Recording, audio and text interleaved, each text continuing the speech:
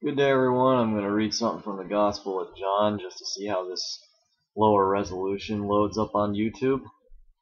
Multiplication of the loaves, chapter 6. After this, Jesus went across the Sea of Galilee, of Tiberias.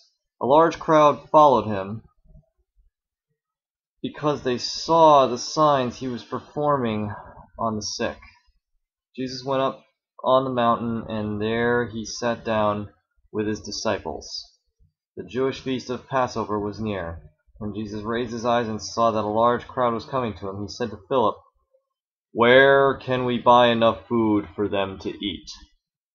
He said this to test him, because he himself knew what he was going to do. Philip answered him, 200 days' worth of food would not be enough for each of them to have a little bit.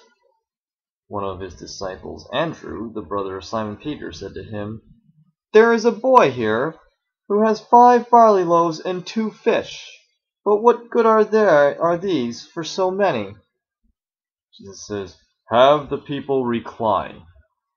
Now there was a great deal of grass in that place, so the men reclined, about 5,000 in number. Then Jesus took the loaves, gave thanks, and distributed them to those who were reclining, and also as much of the fish as they wanted. When they had had their fill, he said to the disciples, "Gather the fragments left over so that nothing will be wasted."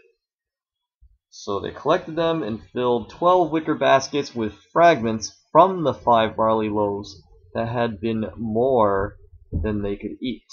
When the people saw the sign he had done, they said, "This is truly the prophet, the one who is to come into the world."